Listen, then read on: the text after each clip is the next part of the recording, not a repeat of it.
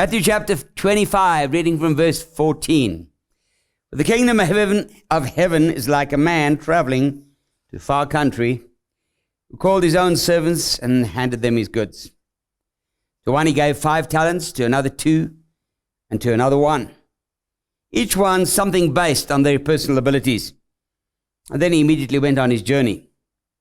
Then the one that had received the 5 talents went and traded with him and made another 5 talents. In the same way, the one that had received 2, he also gained another 2. But the one that had received 1 went and dug a hole in the ground and hid his master's money. Very well-known passage of Scripture. It's been preached on through the years. Many different interpretations have been preached through the years. I'm not going to major on it tonight. It's just an illustration of where we're going. The title of my message is Developing Your Social Road. Most of us, life gets a bit complicated sometimes. You know why? We have too many irons in the fire. Too many things we're trying to do at the same time. So many things we want to accomplish, and we find it's rather difficult to accomplish in every single area of our life. So we run out of time, we run out of energy, we don't have the money to do what we want, and we get frustrated. We're running around like a cat chasing its tail sometimes, doing a lot of action and getting nowhere. The key is simplicity. And as somebody coined the term, the KISS principle. Keep it simple, stupid. Okay. One of the most successful businesses right now, one of the most successful companies, is Apple. Under the leadership of the late Steve Jobs, who built the company up to be one of the most popular and successful companies. Well, I can't say I would like to use Steve Jobs as my model of how we should live, but Steve actually applied one very simple principle that I believe brought Apple out of the doldrums into being one of the most prominent companies. He applied the principle of keeping it simple. He decided to scrap all the many different products that the company had and zero in on just a handful. And all development and effort was poured into those limited number of products so that each of those products then became very successful, and as a result, put the company in the place that it is right now. And anybody today that has a mobile device knows the iPod, and the iPhone, and the iPad, and the iMac, and the everything. And each year they release a new version of the same product. Principle is this.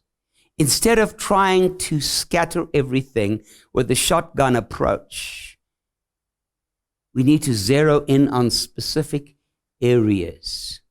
And if we can zero in on specific areas and pay our attention, our individual attention to each of these areas, we're more likely to succeed in life. It's like a real spiritual preach tonight, isn't it? We're talking about the social road now. We can talk about ministry and the spiritual side shortly. But I want you to see we're speaking about life. We're speaking about a new road. And we haven't really addressed very much, but it's absolutely essential to our success in this world, especially as believers.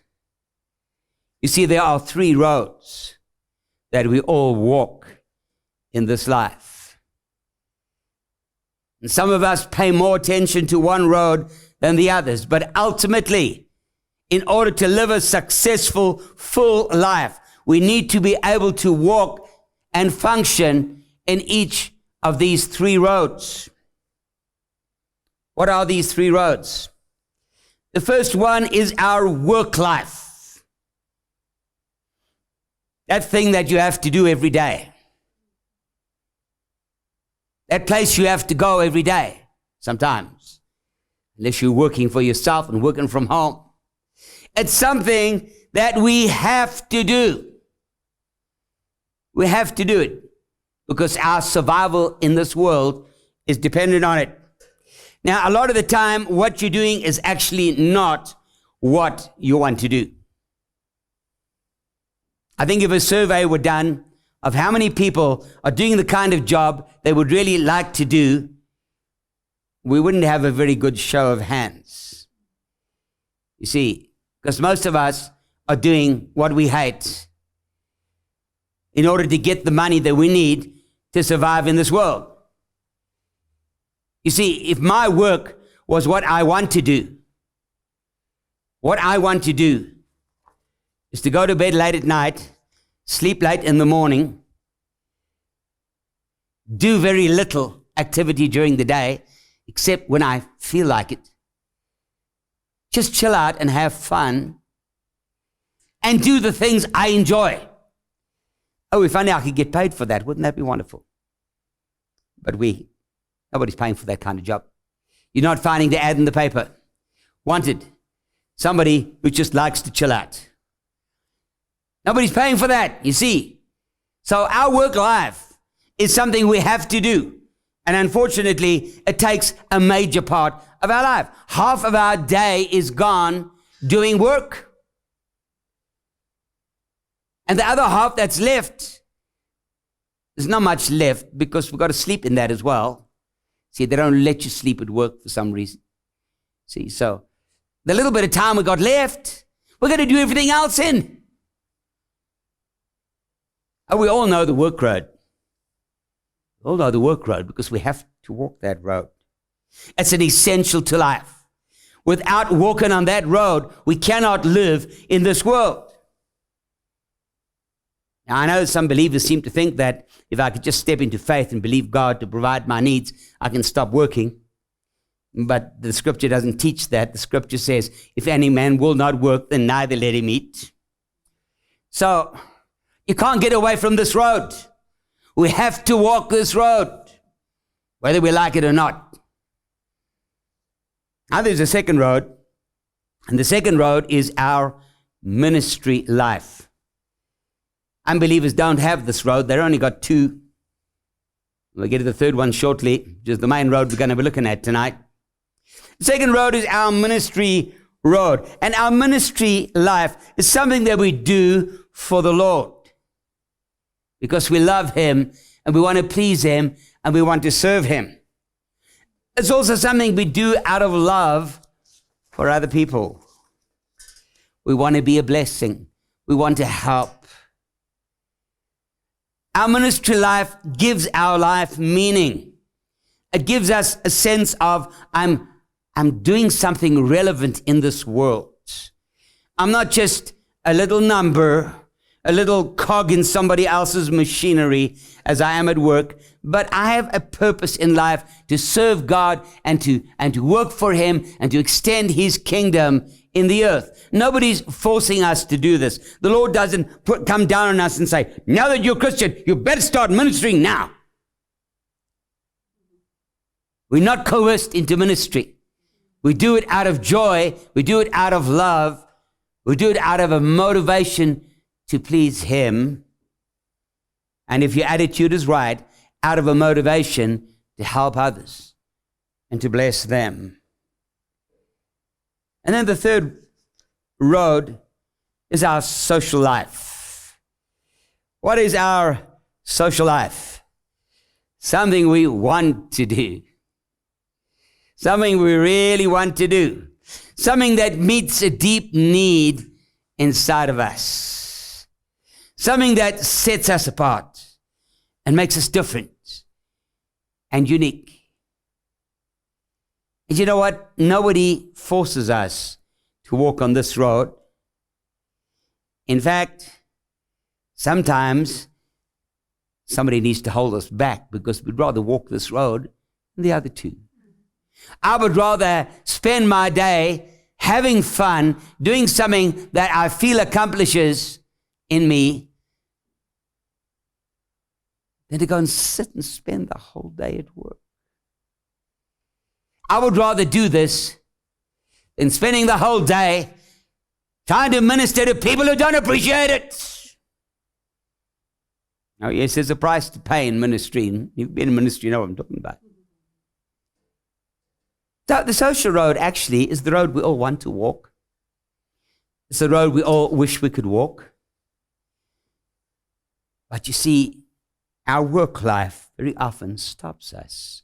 And when you put in a full day at work and you come home and all you have is that few hours left before you have to go to bed and sleep so that you have the energy to get up and work again tomorrow, it isn't exactly much time to walk the social road. And maybe you've got the weekend. It finally comes. And if you're involved in ministry, Sunday is usually gone. So that leaves you Saturday.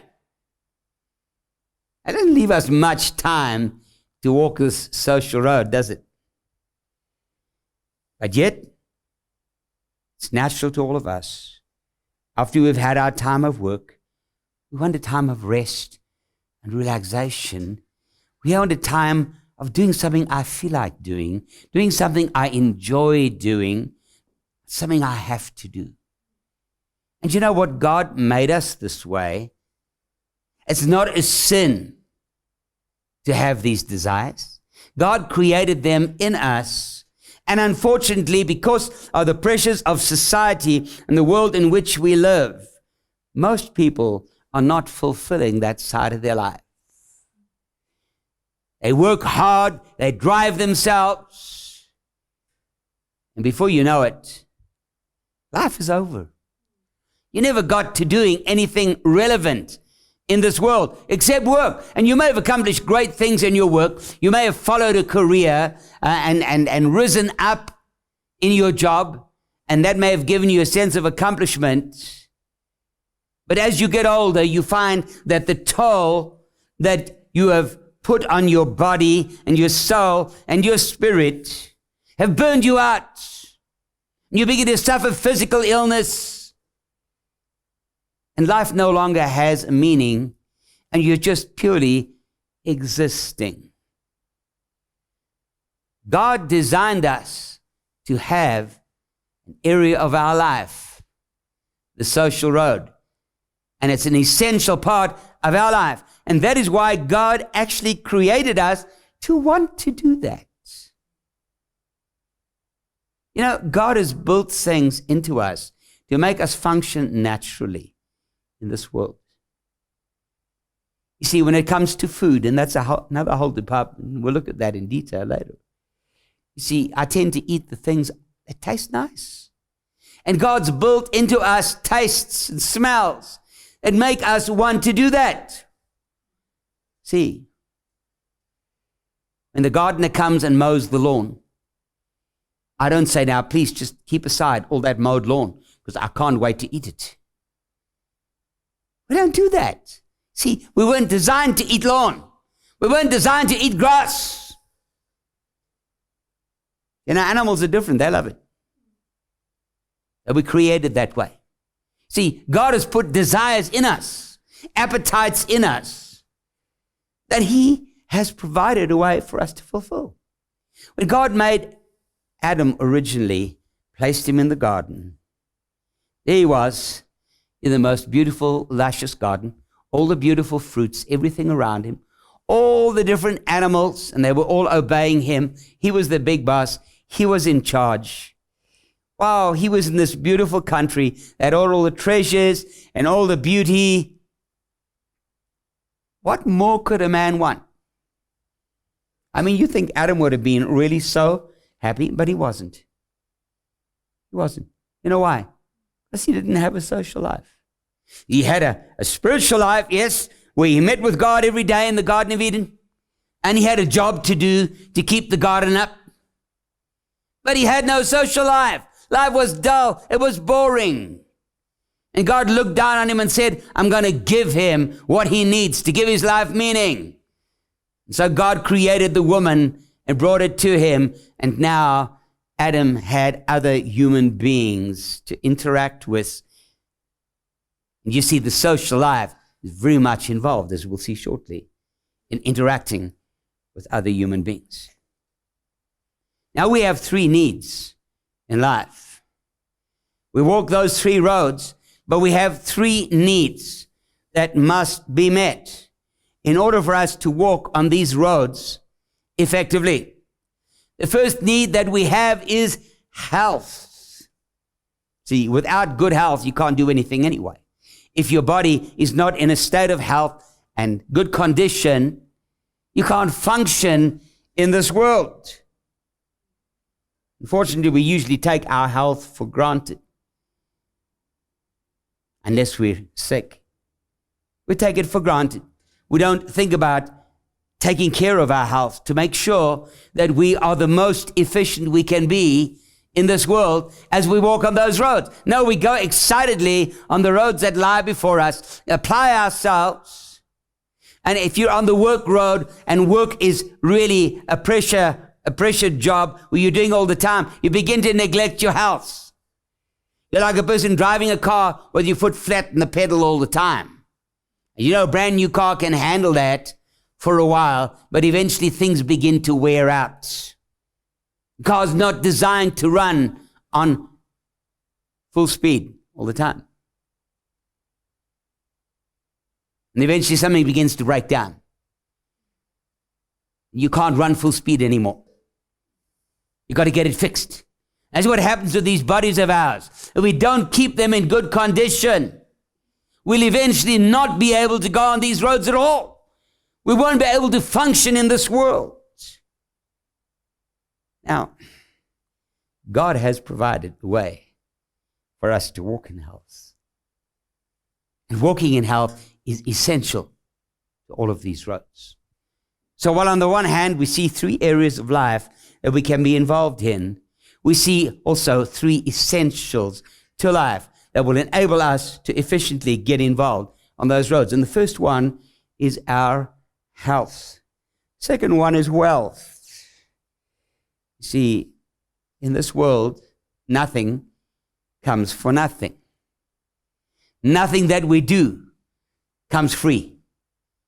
Got to pay for it.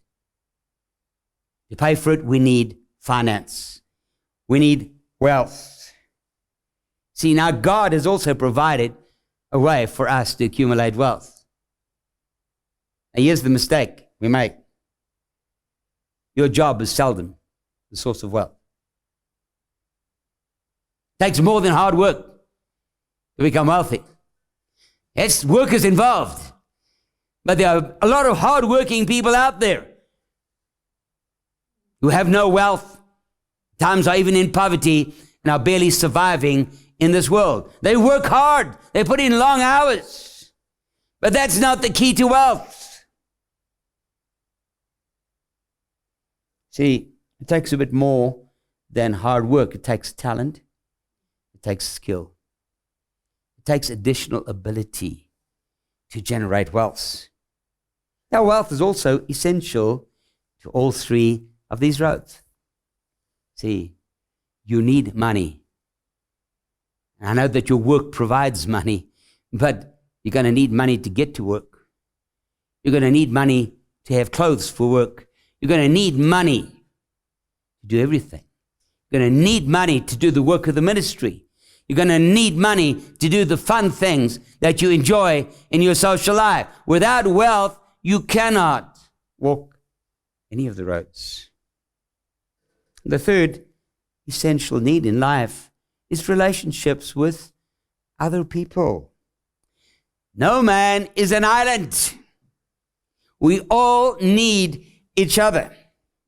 See, and as I shared, Adam was pretty miserable until Eve came along. It's not enough.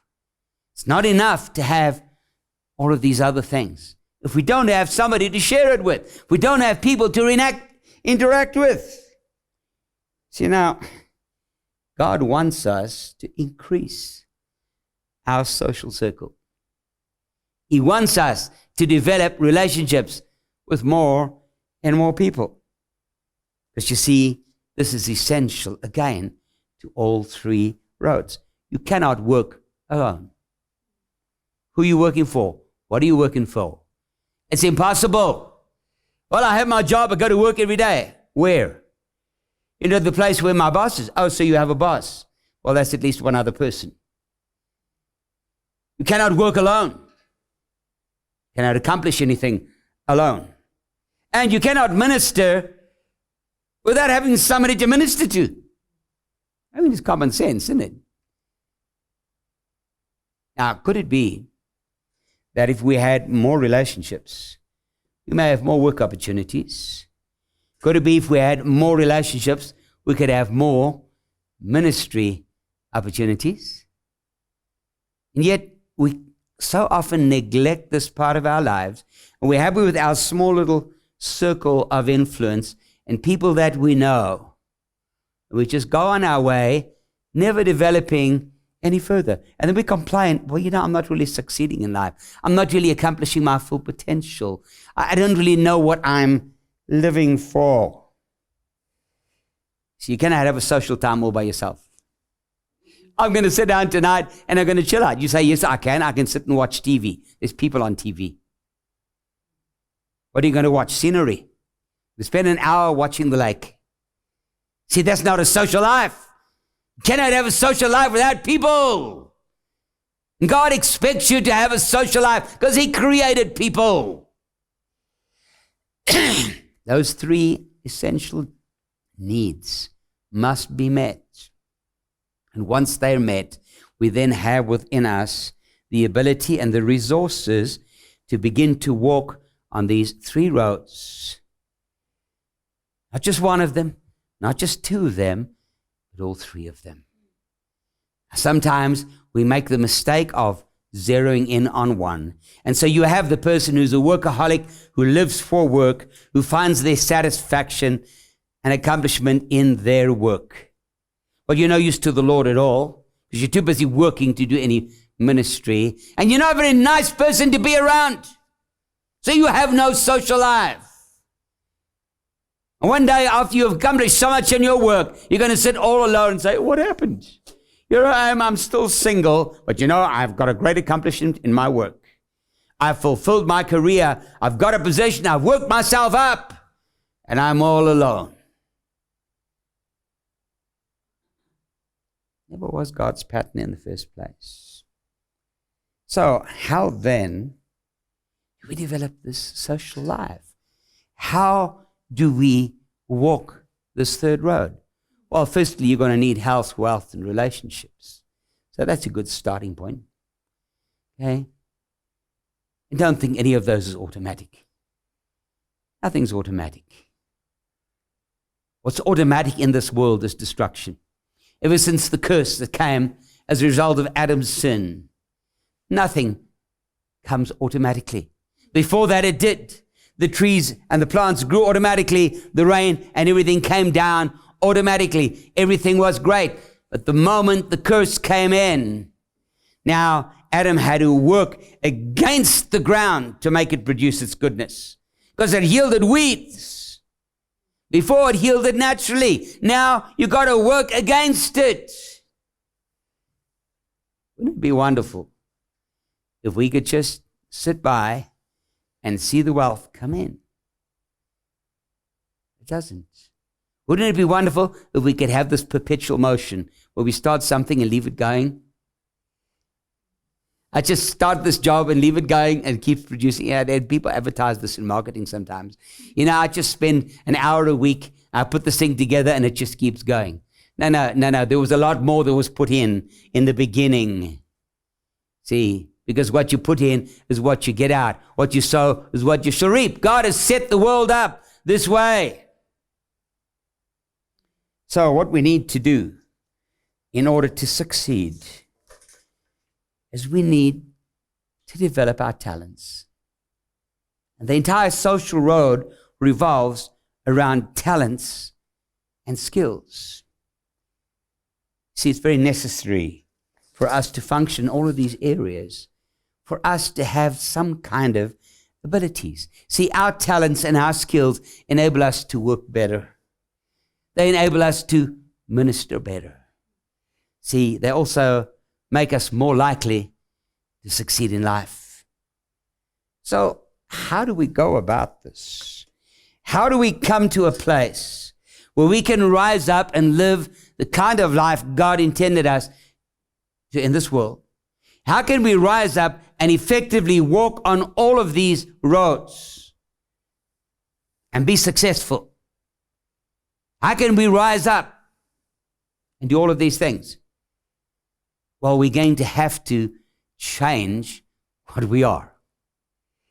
Because if you stay the way you are and you don't do anything about it, you're going to stay exactly where you are.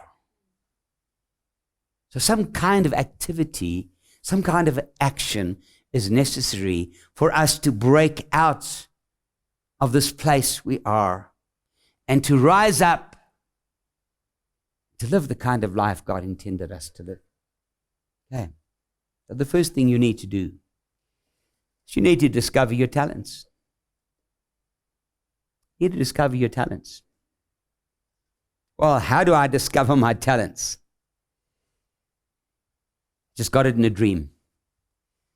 I had this awesome dream, and in my dream, I could see that I have a talent. And when I woke up, I knew what my talents, abilities were. Hasn't happened to me yet.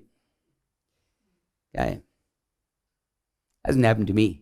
Well, I'll get very spiritual about this. I'm going to pray, and God is going to reveal to me by the Spirit what my talents are. That could happen. It could happen. If your talent is going to be specifically related to ministry, and very often we do this, very often in the prophetic ministry, we get a revelation where we tell people what God has for them, what God wants to do for them. But you see, that's not a talent, that's a calling. There's a big difference. I did a series which I eventually called The Twins. First one was fulfilling your ministry calling. The second one was using your ministry gifts. And in using your ministry gifts, I taught that in order to be effective for the Lord in ministry, we should learn to not rely on our natural gifts and abilities. That we should sacrifice them to the Lord and give them to Him and let Him resurrect the ones that He wants to use in ministry. I'm not going to take back what I taught there, but I'm about to produce a very new teaching that's very different. It's going to teach you to discover your natural talents and to actually go beyond that, to develop those talents. And there's 3 Ds. Discover your talents, develop your talents, and then demonstrate them. Because we're not on the ministry road now. We're on the social road. So I'm going to be teaching things that may be a little bit different.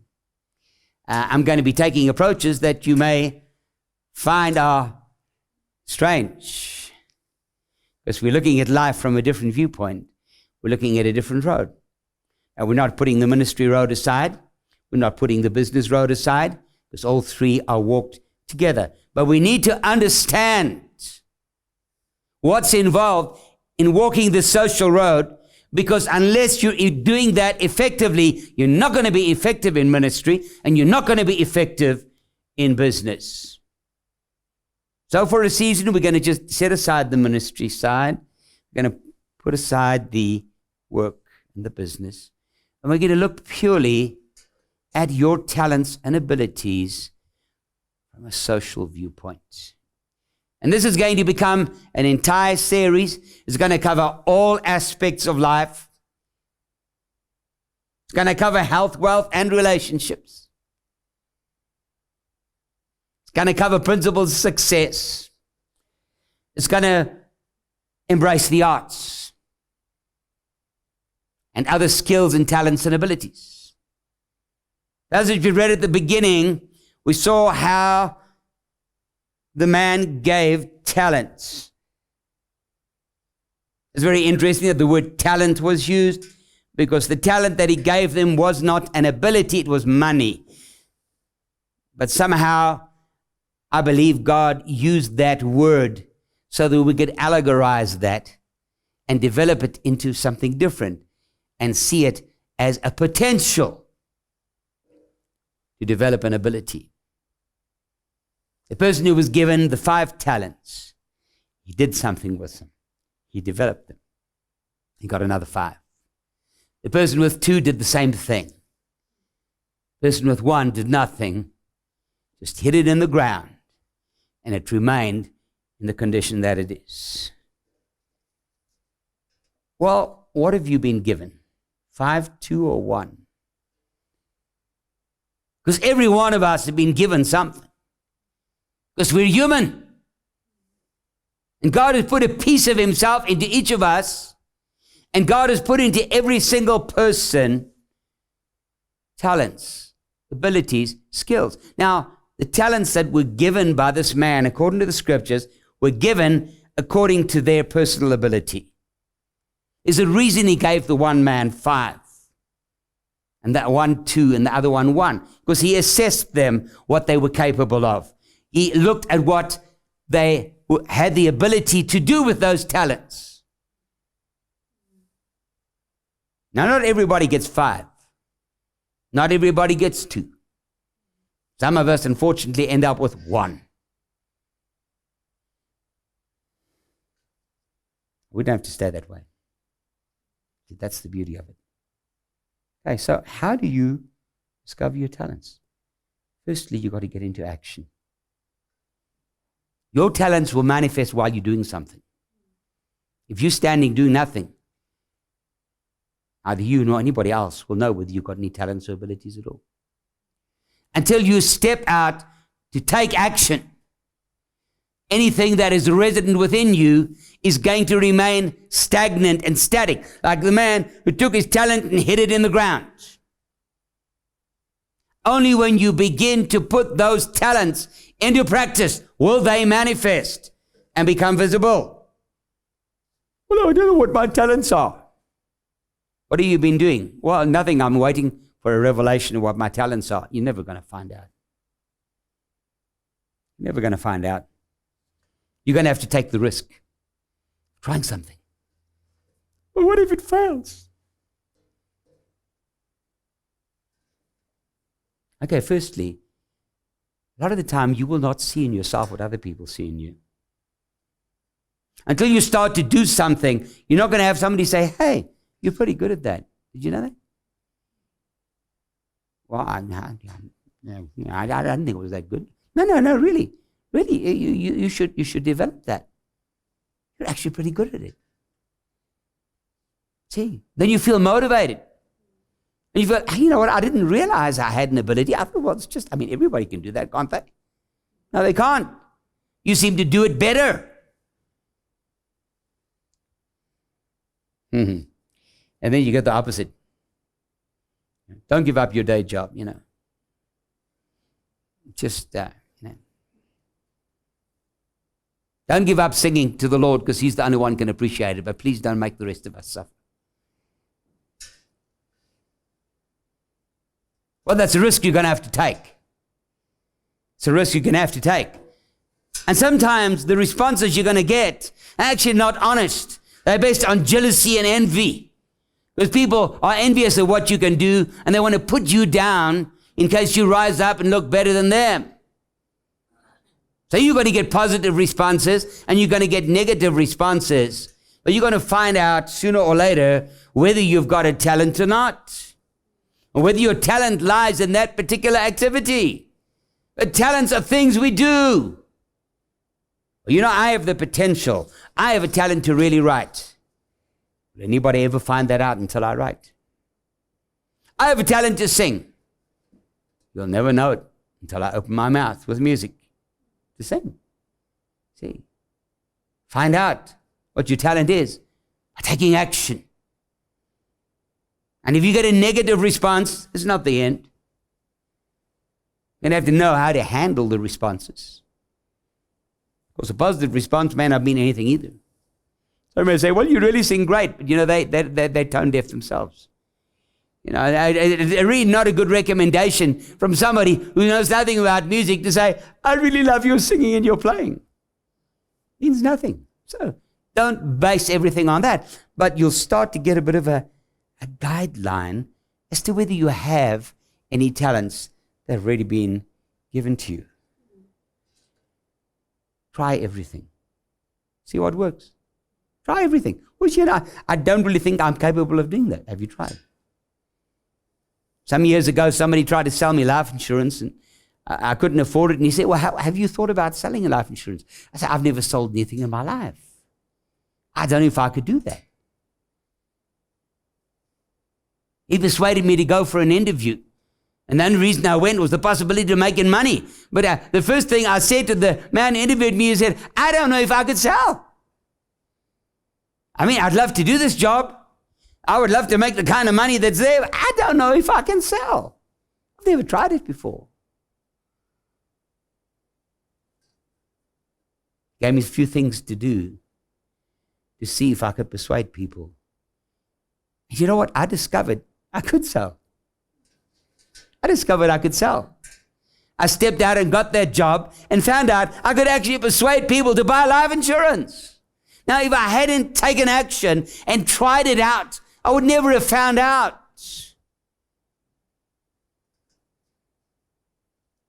I had a relative the one day who said to me, I've been writing songs. Well, I've been playing guitar for years. I played other musical instruments. I could play music and sing, but I never thought of writing a song. I said, what do you mean? He said, yeah, here's some of my songs. I'll play them for you. I thought, this guy doesn't know nearly as much about music as me. I really don't think he's even got the emotional or capability to write songs. But yeah, he was writing songs. And I thought to myself, you know what? If he can do it, I'm sure I could do it. Let's give it a bash. Let's give it a try. I sat down and started to try and write down some words. And I discovered I was a poet. I could write things that rhymed. I could write nice little poems. All I need to do is to find out some way of putting a bit of music to them. And you know what? It became songs. And before I knew it, I was churning out song after song after song. You see, nobody ever came to me and prophesied and said, thus says the Lord, I've called you to be a songwriter. You have this divine ability. Nobody ever said to me, I can see that you have the ability to write songs. Well, you can see they had the ability to play music. See, if I hadn't tried it and tested it, I would never have found out whether I have that ability or not. So if you want to find out what your talents are, go and try a few things. Oh, I've never ever tried that before. Go try it. You'll be amazed. You'll be amazed to discover that actually I can do that. Never thought I could, but I can. See, the moment you succeed in what you've done, it's an immediate sign that you do have existing talent. Now, here's the mistake that most people make. They think that talent comes full-blown. See, I was born with the ability to paint pictures and to draw and to sing and to write. I'm told that the great artist Monet couldn't draw to save his life or paint when he started out. His pictures were no different than what you and I could do. How did he become famous? He was not born with it. He developed it. And the same goes with many of the things out there. Well, he was just born with a beautiful voice. It doesn't mean that he knows how to use it. See, yes, we have been born with certain abilities, or we develop them through our life. Some of us have better physical capabilities than others. These are some of the gifts and talents we've been given. But they don't come full-blown with full capability. They need to be developed. So where do your talents lie? They lie in three areas of the body. Your body, three areas of your being. Your body, your soul, and your spirit. How back to using your your ministry gift. You'll see I covered them in quite a lot of detail there. I'm going to have to redo them now. They're a totally different approach. How do you develop your body's talents? Well, you might have to diet a bit and lose a bit of weight. If you change what you eat to make your body more healthy, you may have to exercise a bit to build the muscles that are needed to use that talent. See, even my talent's going to be playing rugby. Trust me, I'm not going to do it by sitting at my desk all day and eating junk food. It's not going to happen. See, I'm going to have to develop that talent. And if that talent needs my physical body, I'm going to have to do something with it. And then I'm going to have to practice, and practice again to develop. I know everybody tells me I'm pretty good at this. Are you happy with being pretty good? Are you happy with your 5 talents? Are you happy with your 2? If you are, you're going to be like the guy who buried his talent in the ground. So I'm happy with my 1 talent. I'll just sit with it. Now, you don't have to stay with what you were given. You can develop it and increase it and make it far greater. You need to develop the talents of your soul. How? Through studying, developing your mind, through learning to release and control your emotions, through learning to take action, discipline your will. You need to develop your spirit's talents. How?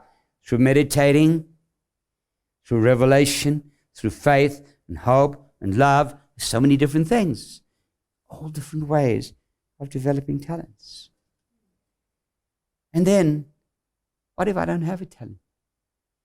What if after going through all this, I discover I'm actually just pretty useless at everything? Well, can you walk? Can you talk? Can you stand up and sit down? That's a talent. It's an ability. Can you speak? Can you shout? Can you get somebody's attention? See, maybe you need to look a little bit closer to what you have. Yes, you do have abilities, but not all of us seem to naturally get these abilities. So am I stuck now for life with what I was given? No. Because you see, I was given the same thing that everybody else was given. I was given a spirit and a soul and a body. You know, that person was just naturally gifted in their singing, and they sing like an angel. I can't sing to save my life.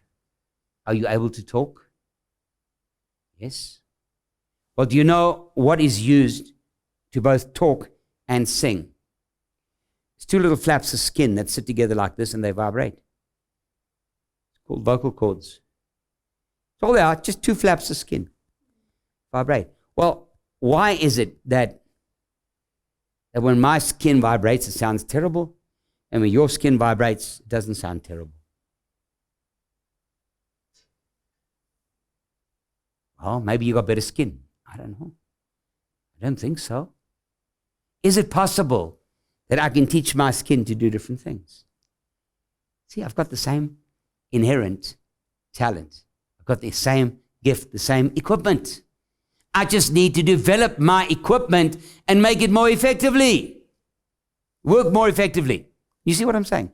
So don't ever be caught in this idea that you were born with the talent and you've either got it or you don't have it. God made you in His image. He made you with creative ability. He made you to do whatever you set your heart to do.